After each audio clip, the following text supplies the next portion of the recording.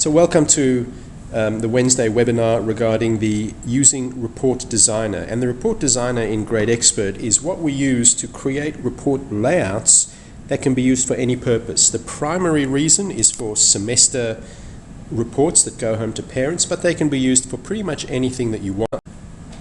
The Report Designer in GradeXpert is usually only accessed by GradeXpert admin staff. Teachers generally don't go into the Report Designer themselves, but to be able to see where the Report Designer exists, it's a toolbar button up here. You press F7 or click Report Designer, and the Report Designer window that opens up basically shows you a couple of different things. On the left hand side of the GradeXpert Report Designer screen, we've got a design page, and this is where we lay out our elements on a page. And on the right hand side, we can optionally have a preview of what the report is going to look like. Okay, so when we're looking at the Report Designer screen, you can see we've got a number of elements on a page that we can link to specific pieces of information in the GradeXpert database. And that can be a test result, it could be a student photo, it could be a student name, it could be a graph, a logo. Virtually anything that's stored in the GradeXpert database, including student results and comments, can be dragged and dropped onto a new report screen. So what I'm going to do initially is I'm just going to click the New Layout button just to show you a couple of bits and pieces of what it will look like. So to add items to a page or elements to a page, you've got these 5 buttons up in your toolbar. The first item allows you to add a label, which is just static text that you can type in, like perhaps a message from a principal or a report heading. You have different shapes that you can add in as well, circles, squares, and so on for borders. You can add in images, and these are usually school logos. You can add data items, which are the most common items added because those link to specific data items in the database. And then you can add a graph as well. And these graphs are the same graphs that you see elsewhere in GradeXpert, but just generated on a report. Each report can contain up to 10 pages, and you can see this new one only has a single page.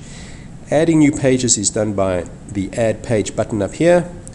You can delete a page out of your Report Designer, and you can move pages left or right in the order, and also change them from portrait to landscape and back. Page sizes at the moment are fixed at A4, and so if you wanted to, for example, add a second page, you just click the plus button, and you'll see now page 2 is displayed. And you can switch between the pages quite easily.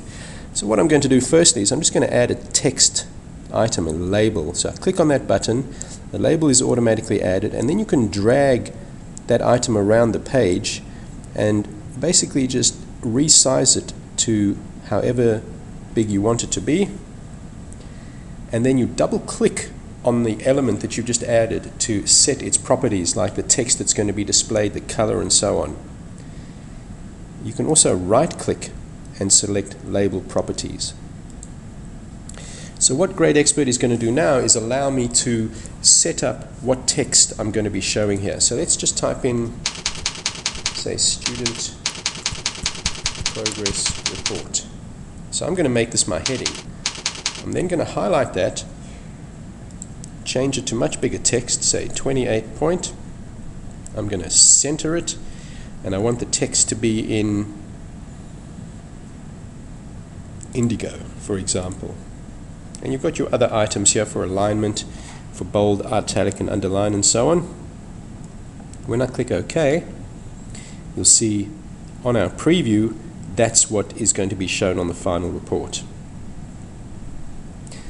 You can use these text labels to add in blocks of text.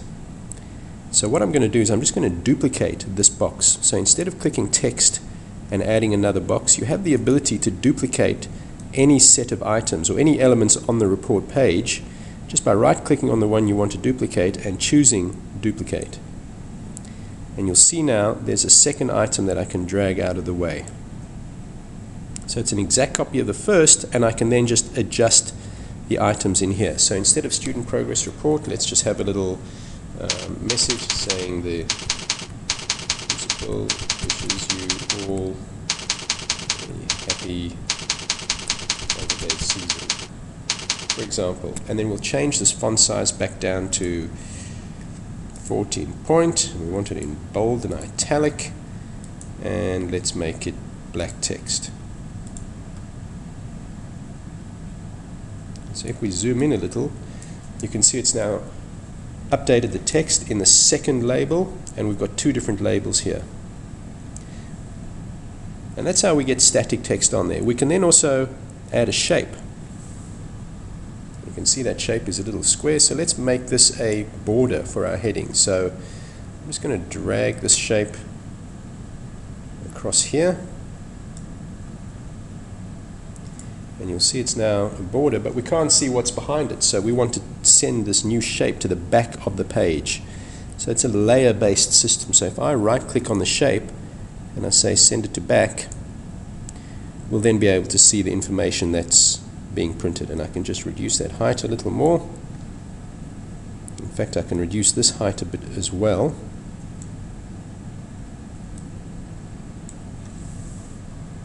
And now we have our heading. And if I wanted to change the details of this shape, I can just double click on the shape, and I have some different options here. So let's make it, say, a rounded rectangle. Let's make the border a bit thicker, say 4 point, and we want the border to be in blue or indigo again. So now I've just changed the report heading to a rounded rectangle that's a slightly thicker line, and change the color as well. You can change the size of any element on a page just by hovering your mouse over an edge and then clicking and dragging it up or down. This is very similar to how many other programs work, and it's no different in GradeXpert. You can also multi-select, which means I can choose, so I'm holding down the mouse and I'm using this elastic band function to select two different items, and then I can move two items around at a time, or 3 or 4 or 5. So that's just static text that we've added in there. But let's say now we want to add in, let's put a graph in, for example. Let's add our NAPLAN data in. So what I want to do now is I want to add a graph. So I click add graph, and now we've got a small element that's a graph, which I'll just put down here.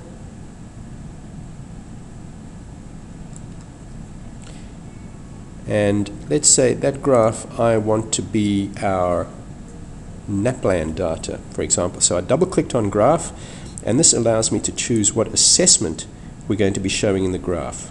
This can be pretty much anything that you've got in your database, but let's put in NAPLAN reading as an example.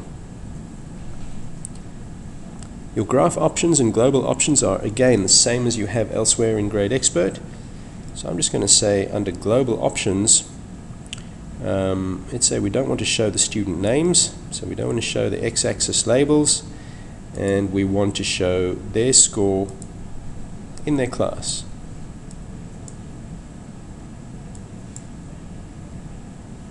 And then what will happen is, if we have results for the student, that graph would be shown on this report right over here.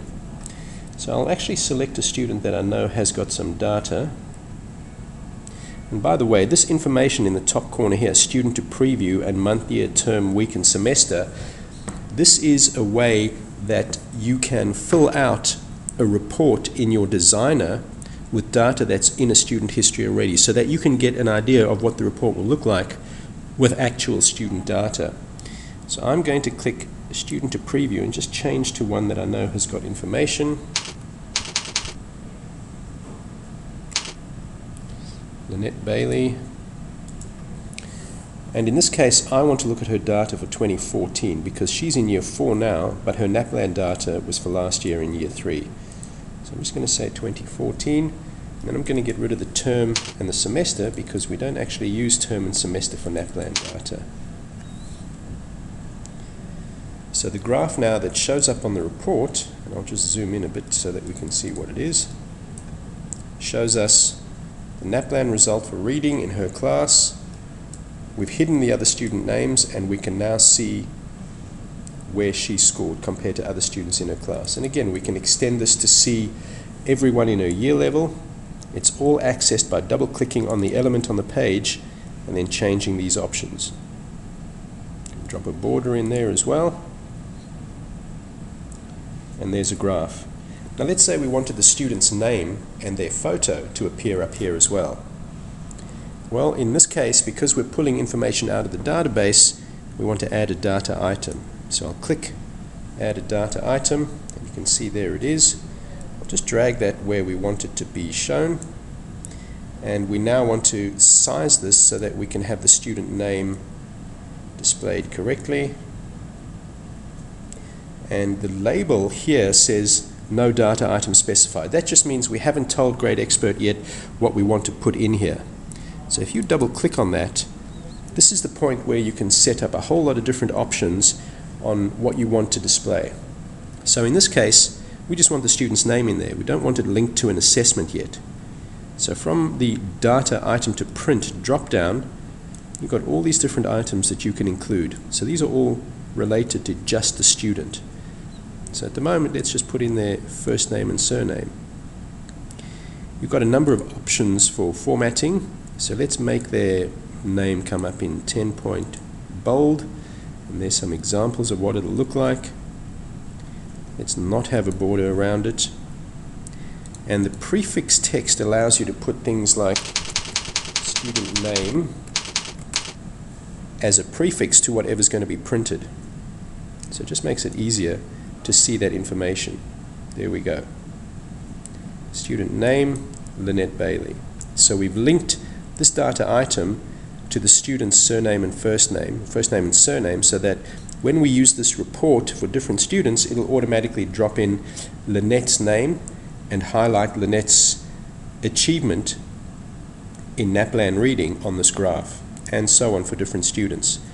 Let's put a photo in there as well. Well, a photo is actually a data item as well. So I'll just click Add Data Item. And you can play around to your heart's content with sizes and so on. Let's just make that a bit taller. And I'll put a very small photo in there for the moment. So I double click on that again. And for the data item, instead of the student name this time, we choose student photo. That's pretty much all you have to do. And there's her photo. You can drag these around if you wanted this over here, far off to the left to begin with. Let's move the student name a bit out of the way. Perhaps bring that up to the top if we wanted to.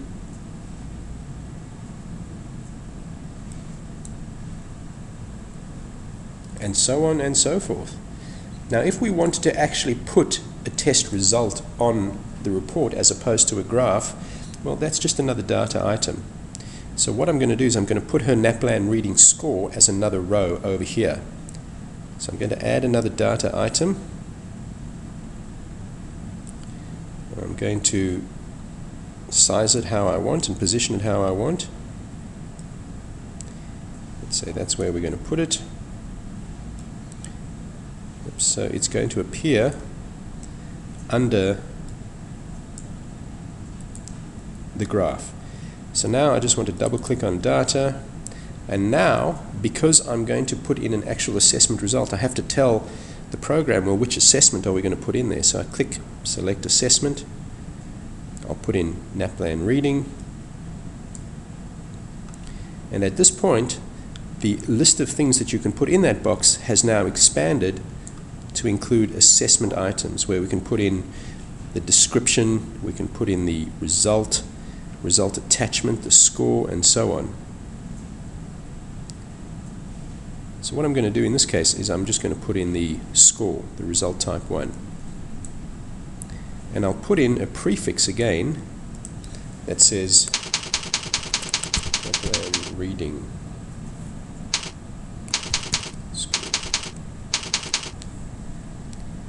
Let's make that, say, 10-point bold, italic in green. Let's leave off the border again. And now you can see the prefix that we've put in is displayed, followed by the result type for that assessment that we've asked to be shown.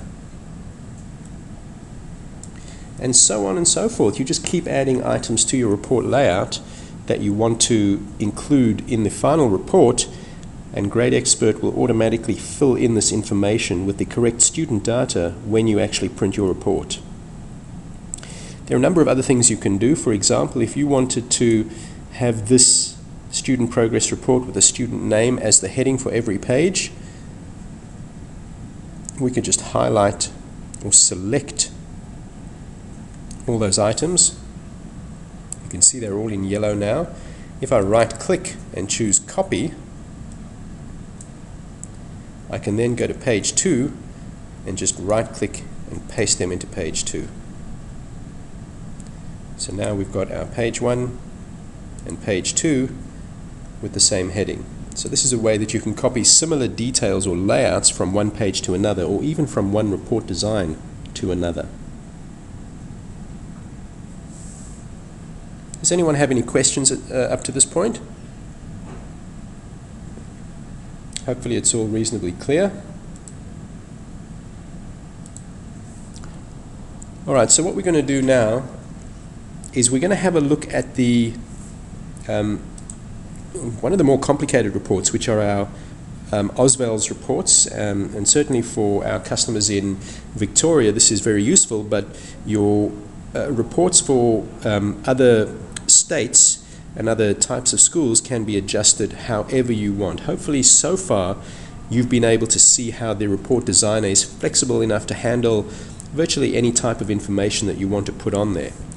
But what I'm going to do now is I'm just going to load one of our previously designed report layouts, because you can have, I'll just save this as a plan testing report layout so we can come back to it if necessary. And you can see we've got a number of different report templates that we can create and duplicate and copy. So I'm just going to use this one, a year 5 and 6 template. And what that will do is it'll load up all the pages we've got set up in that report and give us a preview. I'm just going to have to change the student that I'm using as well, because we want to show with actual data. And by the way, if you're finding that the preview takes too long to generate while you're playing around with the layout, you can turn off the preview quite easily. So the preview is switched off just by unticking the preview checkbox down here. And so what I want to do is I want to choose a different student who I have prepared a little earlier, Justine Hoover, and we want to look at her 2015 data, term 1, semester 1. Let's go back to preview. And when you're previewing the report, if you've ticked current page only the page that you're on at the moment will be generated. If you untick current page only, the entire report will be generated. So for speed, usually you just want to see the current page. So what you can see over here is we've got a border, which is this shape. In fact, this border is two squares, one in front of the other. If I move that to the back, you'll see both squares come up. So we've created a border with two transparent squares, which gives you this nice shape over here. We've selected an image file that's now saved in the database of a school logo, and you can put your school logo in there, well, in a number of different ways. Let's just make that a bit taller so it has better proportions. We've got label text in here that says demonstration school. Down here we've put the student photo, the first name, then surname, their class name for this year, their semester of the test, and their teacher name. And it's linked to different assessments that we've set up, because when we generate the report it will use the semester from a different assessment to drop in over here. Same for a teacher. If we wanted the teacher name for this class, we would have entered that teacher name against the work habits effort assessment when we enter data, and that would put the teacher's name in here. Now when we look at the second page, which actually contains all the Oswald's graphics, what we'll see there is a much more, I suppose, suppose, involved screen where you've got a lot more detail on the graph, and that's because Oswald's graphs are a special case. Unfortunately, oops, let's just see what's happened there.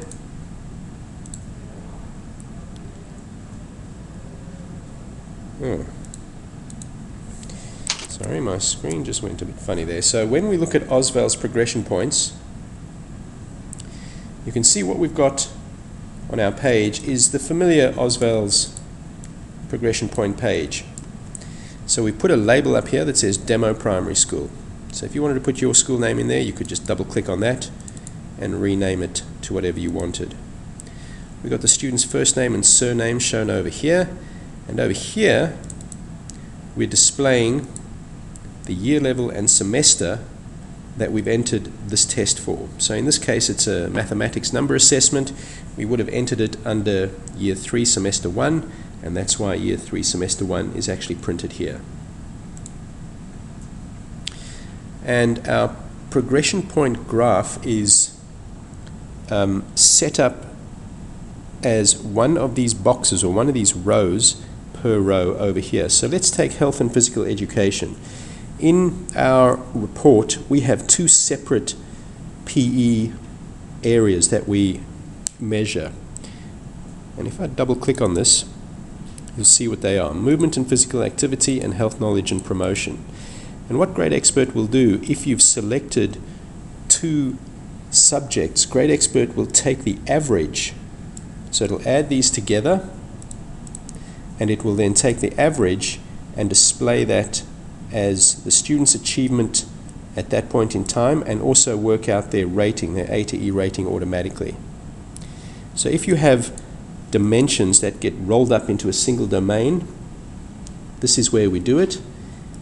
In English for Oswald's, for example, the different dimensions are recorded separately: speaking, listening, writing, and reading and viewing, so we don't need to do a roll-up. But for something like interpersonal development, health and PE, let's have a look at the second item that says interpersonal development. I'll just double click on that, and you can see that's made up of this subject, building social relationships and working in teams. So as far as the reporting process goes, GradeXpert will average out those 2 results and show the result as a dot. And then the Oswald's letter score, which is shown over here, it's the same items, so we've just copied what we've had in the previous area, and instead of saying progress graph, which generates this yellow bar and the blue dot, we've just said rather work out the letter score and drop the letter score into that area. Now there's lots of things we can do with this. We can also duplicate these and just change the subjects, but let's say we didn't want to record the ratings. Let's say all we wanted was the progress graph. What we would do is we would highlight that whole ratings column and press the delete key. And you'll see now when the report is regenerated, there'll be a gap where the rating column was before, because we've removed those items completely from the report. There are a few more to do down at the bottom, but just to show you what we can do now is we just drag that across. I might switch off the preview while I'm updating these items.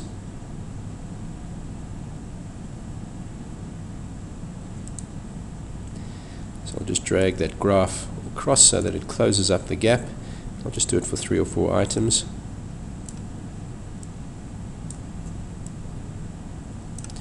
So now when we look at our report preview, the rating column has been removed and we've closed it up with the report graph, or the Oswald's graphic.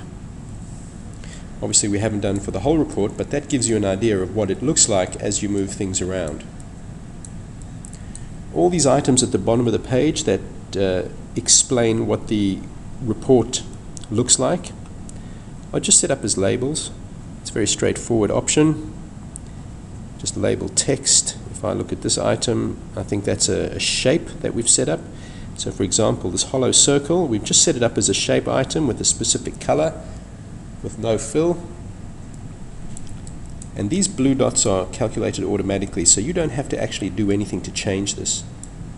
What you can do though is you can change some of the colors. So let's say we wanted to, I don't know, show some in blue. I'm not sure why this is going in and out.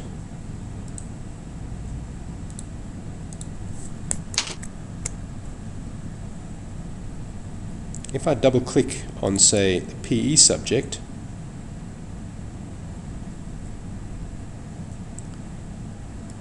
I can change the background color from white, which automatically puts in the yellow, funnily enough. If I wanted to make it sky blue, we'll see how the colors come out now for that particular subject, and we can apply these different colors to any part of the report. So you can see that now shows up in blue. Might be a bit disconcerting for parents or teachers who aren't used to seeing that in different colors. But you can then also copy different items to different pages. You may want a page just for your English subjects, for example. So we can take our English, so just by highlighting all our English items and going right click and cut. So cut and copy and paste work the same as in other Windows items. So I'm just getting rid of my English items, and you'll see now there'll be a big gap there that we'll need to close up manually. And then I'm going to go and add a new page.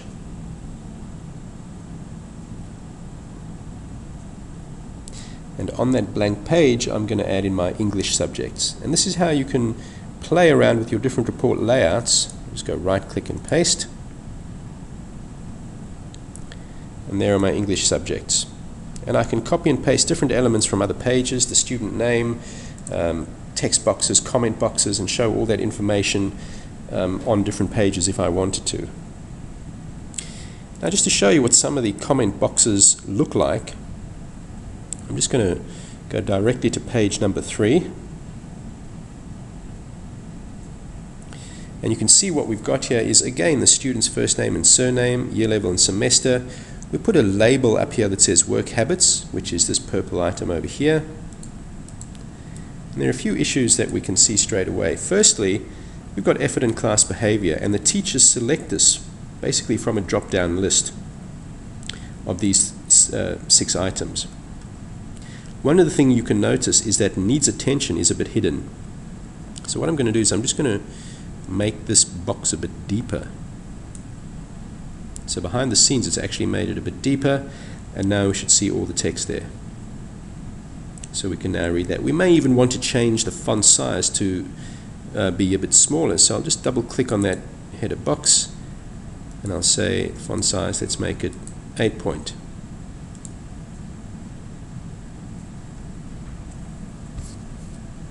So slightly smaller text, and now it fits across without any items going on 2 lines. Now this effort and class behavior is a result that teachers select from a drop-down list. And anything that you can select from a drop-down list can be shown in this type of format. So not just effort and class behavior, but you could have pretty much anything that you select from a list.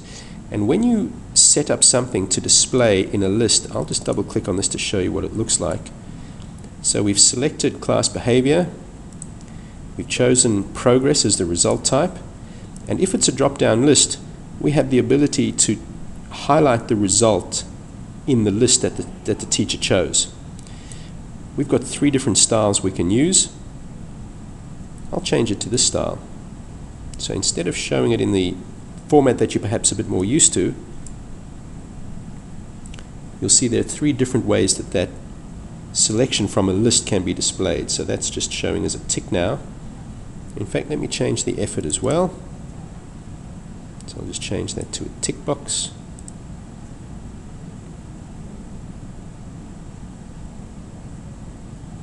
And you can see we've changed the style now. And let's actually change this one as well to a tick box, but for this one we've said show the header only. So just show the values that you can pick as opposed to the result.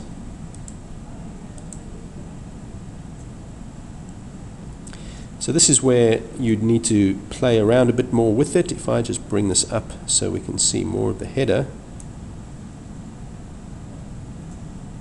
you'll see now that the information that we're looking at,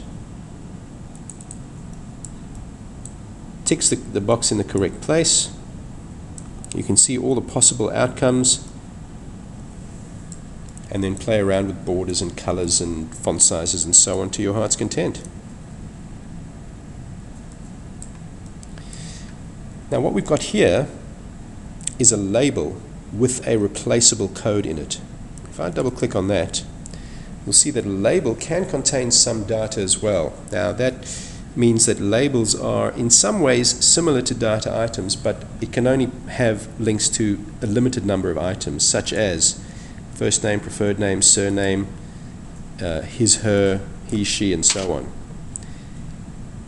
So let's adjust this to say in what they have achieved in his, her time at the school. So when the report is printed, it'll replace first name with the student's actual surname and the correct pronoun based on the student's gender. So here we have what Justine has achieved, and you'll see the text now expands to say in her time at the school. Now the achievement comment here is a data item. If I double click on that, you'll see that we've chosen the correct assessment, in this case achievement, and the item that we want to print, it's not the result, it's not anything else except the comment that was entered for that result. And comments are pulled out of the student history based on what teachers have entered either into a map or in other areas, but it's basically whatever comment is saved against achievement for this year, term, and semester. And then we've got a few other options. We can change the alignment of the text in the box. We can show a border, which is this square box over here, or we can hide the border. And we've got this other option that says reduce height if required, and this applies to comments only. And that means if you've, for example, given half a page worth of space to type comments in, but the teacher's only typed, say, 2 lines, that box will automatically be reduced in height to only show the comments entered if this checkbox has been ticked. So if I untick it, let's see what happens.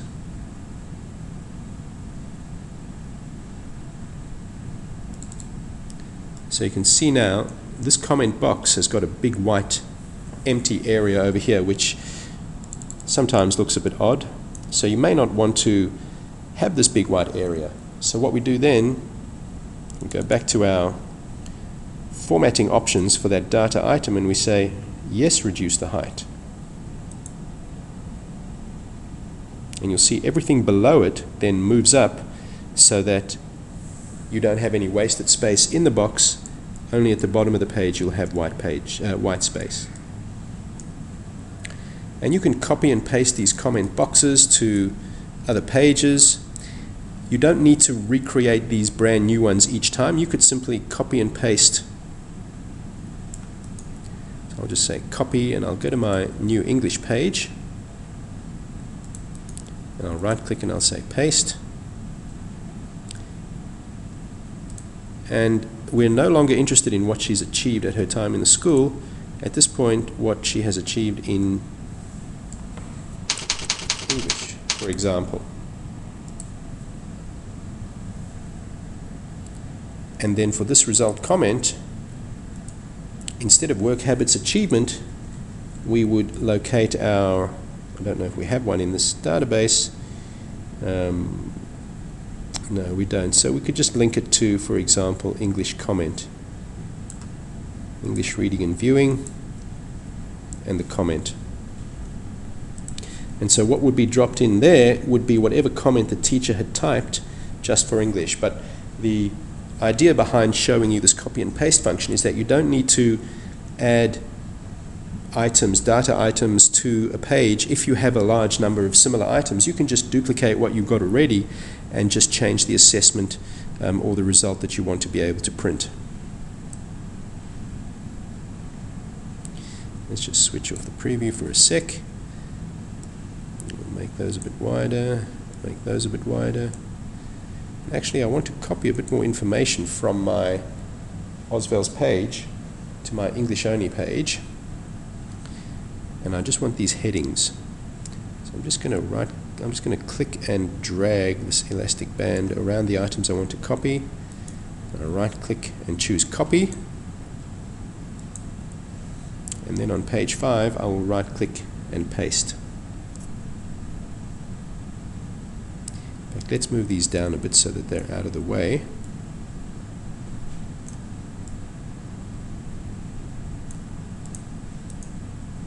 And I'll right click and choose paste, and these items are then shown in the correct location. And when we preview that, let's have a look.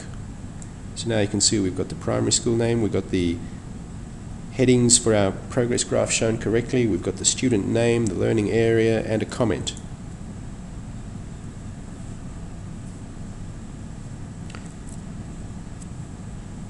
Alright.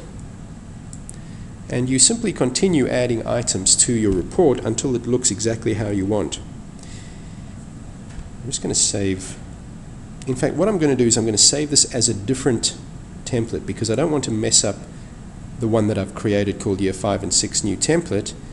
So I'm going to click my Options button, and I have an option now to say Save Layout As, which means it'll leave the original one intact and untouched, and I'll just call this something different, and I'll call it, say, Year 5 and 6 English Separated, for example.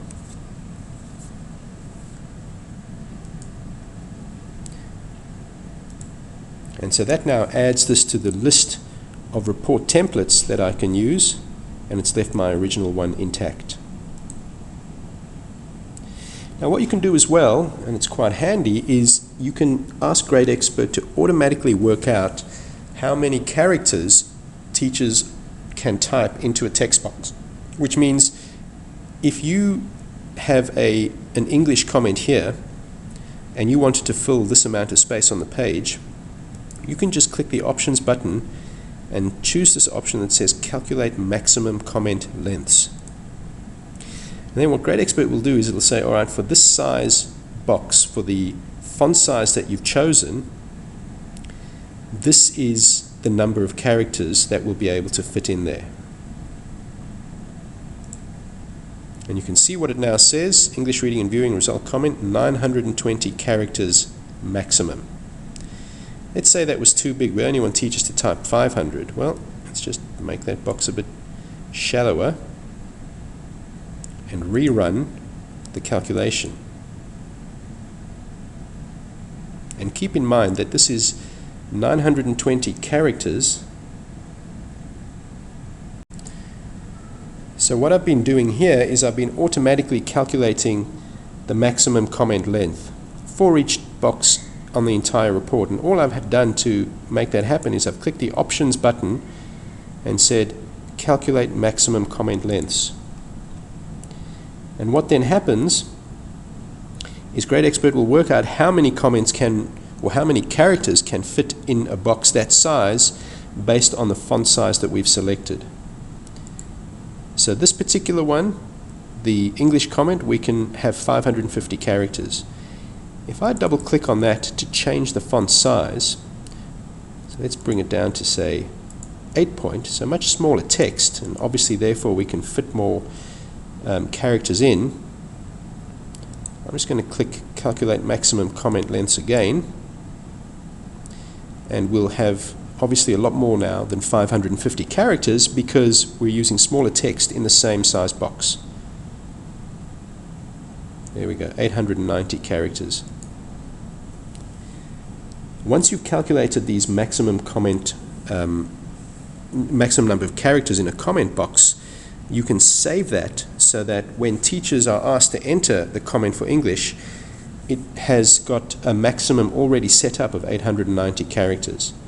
And you do that simply by choosing this option that says Save Maximum Comment Lengths to Settings. So that's just how we can set up those different comment lengths, and that means that as you're designing your report, or once you've completed your report design, you can set up the maximum comment length, and teachers won't be able to exceed that when they're typing in their comments. But keep in mind that this count, this number of characters that you're allowed in each comment box, is based on a single paragraph. Because GradeXpert doesn't know if teachers are going to be using multiple paragraphs or bullet points and so on. So we'd recommend putting in some sample data and making sure that the maximum number of characters is not too high so that it's chopped off at the end. The GradeXpert boxes on the reports don't automatically expand, they can only automatically contract. They don't expand because there are too many options of things to do if a box pushes items over onto another page. It basically breaks the layout that you may have designed. So our suggestion, our recommendation of course, is that you design the boxes to be as large as you can imagine, and then allow them to automatically size down, as opposed to designing them in a smaller size and expecting them to go up. Now, one of the other handy things that you can do with the report designer is automatically convert a report to a student map. And what that means is that you don't have to set up a data entry sheet, i.e. a student map, for this report manually one by one. GradeXpert will take every data item on a report and automatically create a map for you. So for example, you've got an options button here. These are the two options that you would use to convert a report, or one page of a report, to a student map. So what I'll do is I'll just convert this English one only. I won't convert the other pages for the moment, but I'll just convert page number 5. So I go to options, convert this page only, and I'm going to call this my English only 2015 semester 2, for example. So what I've done now is set up a map automatically that's going to ask for English reading and viewing, English writing, speaking and listening, and the English result comment. Let's just check that and see how that map looks.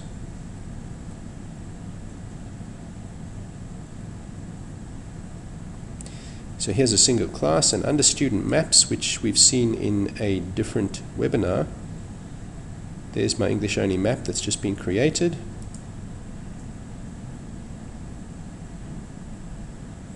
And here you can see we've now automatically set up a data entry map for teachers just for English.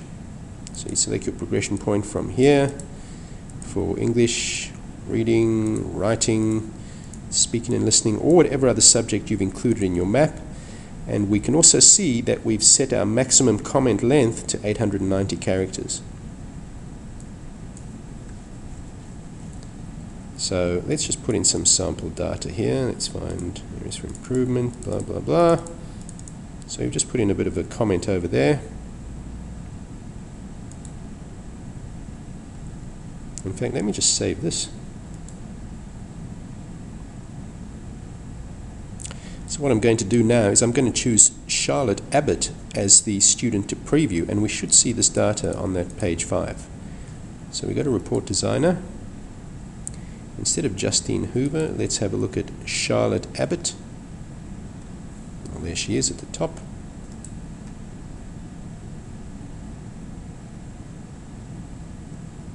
And we said it was 2015, not term 1, but semester 2. I think it was semester 2.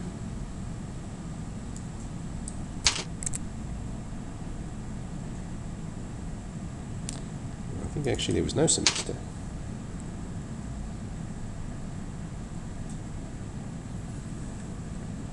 Okay, so this is just showing me that there was no information. Well, I just put in some random information, so it's all coming up a bit odd. The fact that it says foundation across the top, it's showing that because we haven't actually put in data for the subject that we're using to determine what goes across the top. So as soon as I put in a maths number result, this heading would show the correct year level range. I'm actually just going to change that to say English reading and viewing. So I'll remove that and add English reading and viewing because we have put data in for that. And now you can see year 1, 2, 3, 4, 5. And there is the comment that we've put in for English. So if we made that quite tall and then, for example, put in a couple of options here to reduce the height and show the border. Let's change the background color to light yellow and the font to size 10 and so on. So you can really make these graphs and these reports look really good by changing background colors, foreground colors, font sizes. All this different type of setup is quite easy to do when you're going into the report designer.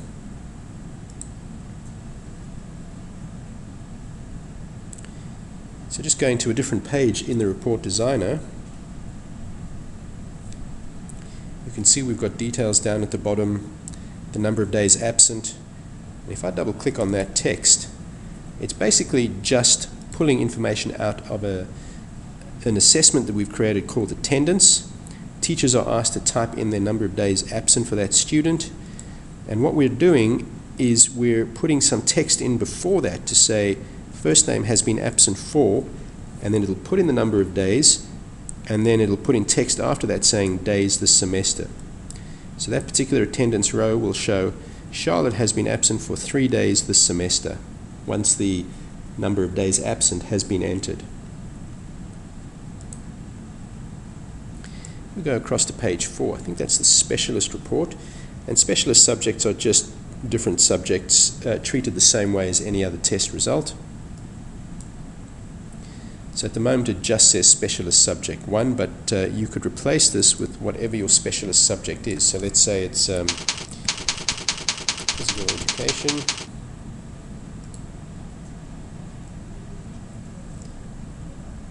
And then what you would do is select physical education as your assessment.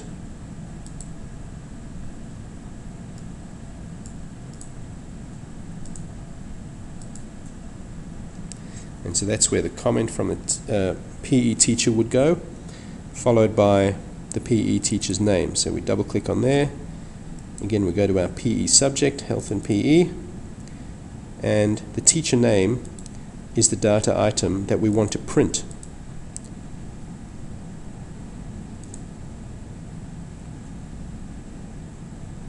Now, I don't think we've got any data in there for those particular items, but this is where they would appear. The teacher comment goes over here, the teacher name goes over here, and as you start printing your reports, all the relevant data is filled in on those reports based on the students that you're looking at the moment. Alright, so a couple of other things to show you.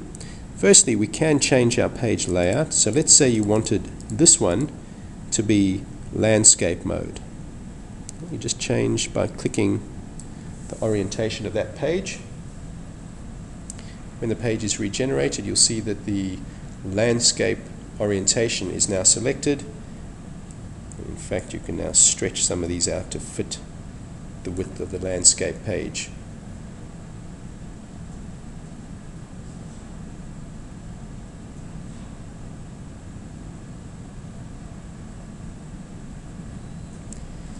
We can move pages around as we've said, so I'm going to take our English page 5 and I'm going to move it up because I want that after my, say, Oswald's page. So I'm just going to turn off the preview because it's a lot quicker to move around that way.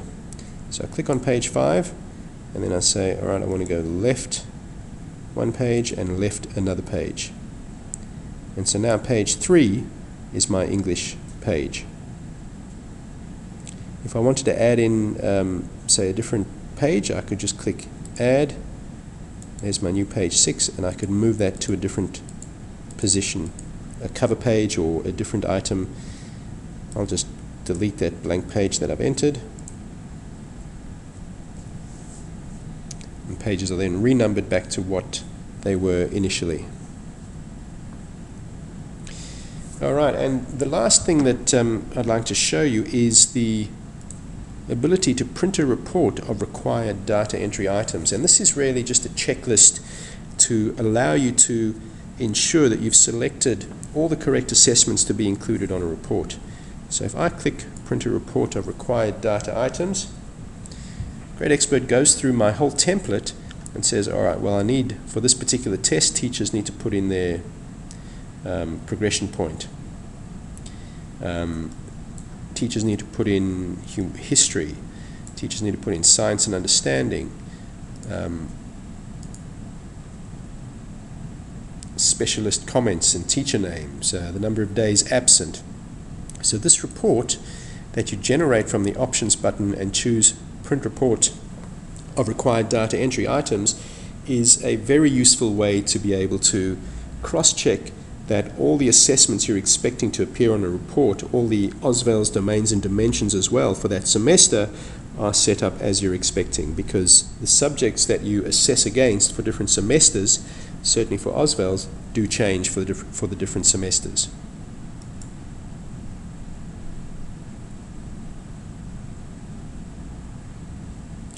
Okay, the last thing I'd like to show you is the ability to include on a report an actual student work sample. I don't know if we've got one here, but what you would do, for example, if you've scanned some artwork from a student and you want to include that on a report that goes back to parents, that is scanned and saved as an attachment to that result. So you would have an assessment called artwork, for example, and you would give the student a result or a grading for that art, or for that piece of art, and then you could scan or photograph their artwork and attach it to that result that you give them. And that means when you come into that item, you can just double click on it, choose the assessment, might be arts, and in this case for the data item to print,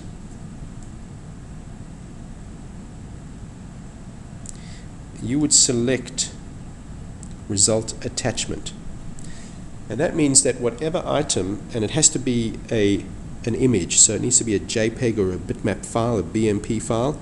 Anything else won't be included because we're not able to, for example, include PDFs on our reports, but we can certainly bring in scanned images just by selecting the result attachment. That's pretty much all you have to do. Now, we don't have any attachments for this particular example, but it would be displayed in this box, and you could resize that to fill the whole page or a smaller area. That's where the attachment or the scanned attachment would be printed. So those result attachments are a very handy way to include student work in the report itself without having to manually collate a separate page that you would have printed. All right, look, we're at 5 o'clock. It's pretty much the end of the webinar. I hope that you all have had some useful insights into GradeXpert's Report Designer. If you have any questions, can you type them into the chat box, and we'll see if we can answer them now.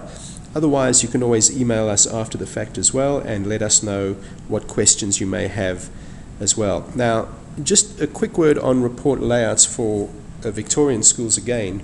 Your reports that you used in semester 1, we'd suggest that you simply create a copy of those reports for semester 2 by loading up semester 1's report and clicking Save Layout As and just giving it a name for semester 2. That means that your semester 1 report layouts remain untouched and can be reused at any time, and that you now create your semester 2 reports based on your semester 1 layouts, but just with some modifications to match what you do in semester 2. Questions come up, where does the scanned image sit to attach? Well, when you're attaching results, or when you're attaching files to results in GradeXpert, generally they are stored in the GradeXpert database. So what you would do is you'd scan a picture or photograph a picture, and as long as it's a JPEG or bitmap image, when you are saving the result, you would select that file as an attachment, and it's then saved in the GradeXpert database. If you have any questions about that, we're more than happy to go into some more detail in a one-on-one session, but hopefully that does answer the question. Does anyone have any other questions regarding the reporting? All right, look, we might leave it there for today. I would like to thank, as always, everybody for your time and attention. As we've mentioned before, this webinar will be available for downloading and viewing at your own convenience. So I'd just like to say thank you everybody and enjoy the rest of the day. Goodbye.